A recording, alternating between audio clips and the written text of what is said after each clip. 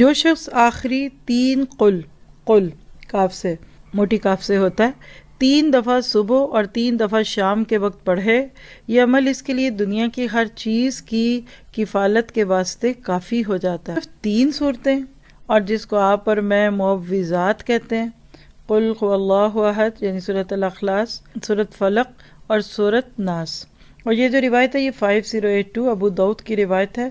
تو تینوں صورتیں جس کو تینوں قل بھی کہتے ہیں لوگ، اس کو آئیے شعور کے ساتھ مانگتے ہیں۔ آپ دیکھیں کہ اتنی دفعہ اللہ تعالیٰ کی پناہ میں جانے کی بات ہو تو پھر اس چیز میں تحفظ کیوں نہ ہو۔ ویسے تو آپ نے ان صورتوں کو بہت دفعہ پڑھا سنا ہوا ہے، لیکن اس وقت آپ میں انشاءاللہ اس مفہوم کو سامنے رکھتے ہوئے اس کا ترجمہ سنتے ہیں اور پھر اس پہ غور و فکر بھی کریں گے اور اس کو پڑھیں گے بھی کہ کیسے اللہ تعالیٰ نے یہ چیزیں ہماری حفاظت کے لیے رکھ دیں۔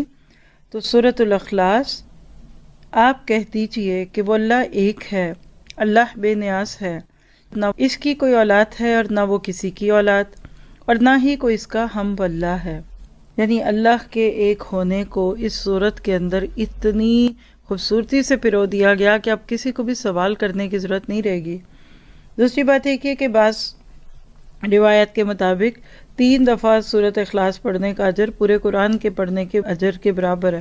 یاد رکھیے اجر اور چیز ہوتی ہے، بات اور ہے، لیکن یہ حدیث جو ہے اس میں جو مفہوم ہے نا 3 دفعہ پڑھنا، کیوں؟ اس لیے کہ قرآن پاک کا بنیادی حصہ توحید سے متعلق ہے۔ آپ اگر پورے قرآن کے مضامین کو 3 حصوں میں بانٹے تو اس میں ایک حصہ صرف توحید کا بیان ہے، اور سورۃ اخلاص میں پوری کی پوری توحید ہے۔ معوذات بہت ساری پناہ دینے والی صورتیں، اور معوذتین تثنیہ ہے، آخری 2 صورتیں۔ تو اس میں بھی آپ دیکھیے کہ مختلف اشیاء سے اللہ تعالیٰ کی پناہ مانگنے کا ذکر ہے، دونوں کا مضمون باہم ملتا ہے، اسی لیے ان دونوں کو ملا کر معوذتین کہا جاتا ہے، یعنی وہ صورتیں جنہیں پڑھ کر اپنے پروردگار سے پناہ مانگی جاتی ہے۔ فلق کا ترجمہ سن لیں، آپ کہہ دیجئے کہ میں پناہ چاہتا ہوں صبح کے رب کی، اس چیز کے شر سے جو اس نے پیدا کی، اور اندھیرا کرنے والے کے شر سے جب وہ چھپ جائے، اور گرہوں میں پھونکنے والیوں کے شر سے، اور حسد کرنے والے کے شر سے جب وہ حسد کرے۔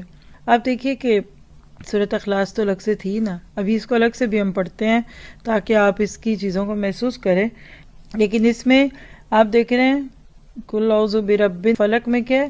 برب الفلق، ایک ہی بس نام ہے۔ شر کتنے ہیں؟ 3، من شر ما خلق، من شر غاسق اذا وقب، ومن شر النفاثات فی العقد، اور چوتھی چیز ہے من شر حاسد اذا حسد۔ یعنی اللہ تعالیٰ کی ایک صفت لے کر 3 طرح کی یا 4 طرح کی چیزوں سے پناہ مانگی۔ اب یہ نفاثات کیا ہیں؟ منہ سے ایسی پھونک مارنا جس میں کچھ لعاب کی آمیزش ہو، اور بعض کہتے ہیں اس سے مراد پھونک ہے۔ اکثر دم جھاڑ پھونک جو ہوتی ہے وہ پھونکے مارنے ہی سے ہوتی ہے، اور اس دور میں بھی اس کا بہت رواج تھا، اور آپ نے فرمایا کہ قیامت کے قریب دوبارہ لوگ جادو ٹونے اور اس طرح کی جھاڑ جھنکار میں آ جائیں گے۔ فی العقد، عقدتن کیا ہے؟ اگر آپ اس لفظ کو دیکھیں گے تو پھر آپ اس کو زیادہ اچھی طرح سمجھیں گے۔ قل اعوذ برب الفلق من شر ما خلق ومن شر غاسق اذا وقب ومن شر النفاثات فی العقد۔ تو عقد کیا ہے؟ عقدتن کی جمع ہے، اس کا معنی ہوتا ہے گرہ، اور اس کا سبب کیا ہے کہ جب جادوگر جادو کے الفاظ پڑھنا شروع کرتا ہے تو ایک دھاگا پکڑ لیتا ہے، وہ اس دھاگے میں ایک گرہ لگاتا ہے، اسی لیے پھر عقدہ کا لفظ اسی سے ہے۔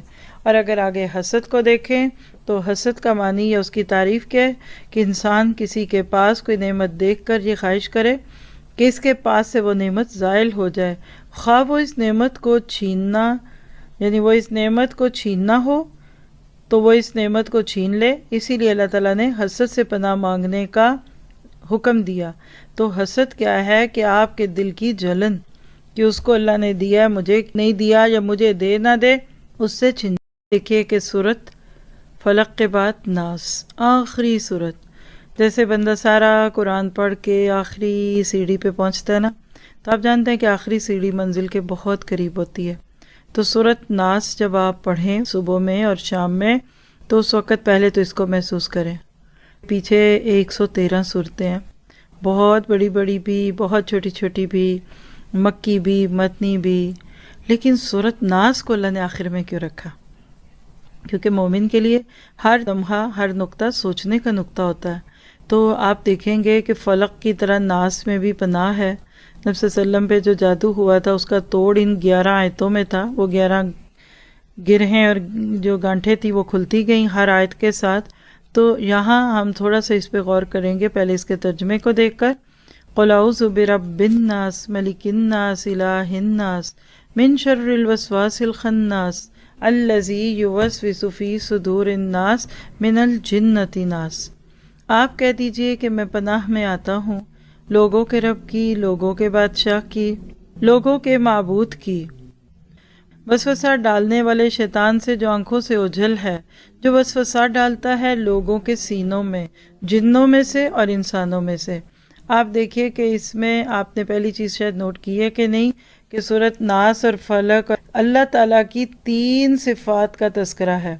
ادھر کیا تھا؟ صفت ایک تھی، چیزیں 4 تھیں جس سے پناہ مانگی گئی۔ ادھر کیا ہے؟ اللہ تعالیٰ رب الناس، ملک الناس، الہ کی 3 صفتوں کو بیچ میں لا کر جس چیز سے پناہ مانگی تو یقیناً وہ کوئی بہت ہی بڑی چیز ہوگی نا۔ پتہ کیا چلا کہ وسوسہ ہی وہ چیز تھی جس کے ذریعے سے ابلیس نے آدم اور حوا کو جنت سے دور کیا۔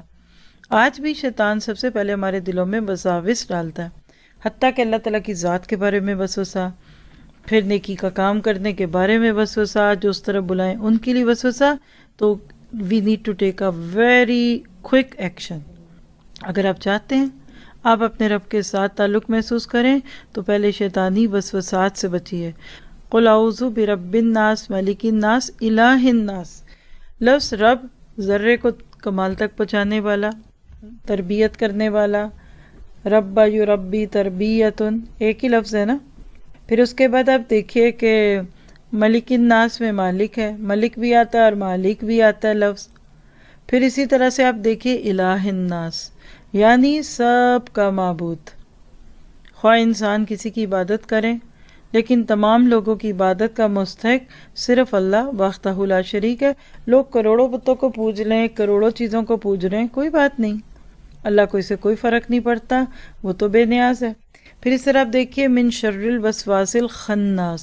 خناس کیا ہے؟ خناسہ سے پیچھے ہٹ جانے والا، چھپ جانے والا، شیطان کا نام ہے اصل میں خناس۔ کبھی بھی وہاں نہیں ٹکتا، جیسے بچے شرارت کر کے بھاگ جاتے ہیں نا، کہ آپ تماشا دیکھتے ہیں دور کھڑے ہو کے، جیسے کسی کی گاڑی کا ٹائر پنکچر کیا، ہوا نکال دی اور چھپ کے دیکھنے لگے، جب کوئی آئے گا دیکھے گا وہ گاڑی نہیں چلی آئے گا تو یہ ہنسیں گے کہ دیکھا ہم نے کتنا آج پھول بنایا۔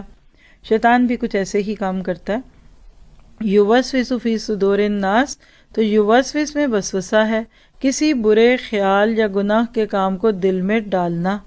شیطان انسان کے دل میں اللہ تعالیٰ کی معصیت کو انکار کرتا ہے، یعنی گناہ کرو کچھ نہیں ہوتا، 1 منٹ کی بات ہے، it's okay, once a while, Saturday ہے، خوشی کا موقع ہے، غم کی بات چھوڑو۔ پتہ نہیں کیسے کیسے شیطان وسوسے ڈالتا ہے اور معصیت کو خوشنما لباس پہنا کر اس کام کی طرف راغب کرتا ہے، یعنی نافرمانی کو خوبصورت کرتا ہے۔ اب دیکھیں نا، کوئی فلت، ٹریش، اس کے اوپر خوبصورت سا لیبل لگا کے تو رکھ دے تو بیچنے لگے تو لے لیں گے، بدبو آئے گی، گندا ہوگا۔ شیطان آج کئی فلتھی چیزوں کو کیا خوبصورت کر کے دنیا کو دنگا کر کے پھرا رہا ہے۔ آج بھی دنیا میں جو ہمارے ارد گرد عجیب و غریب سے سلوگن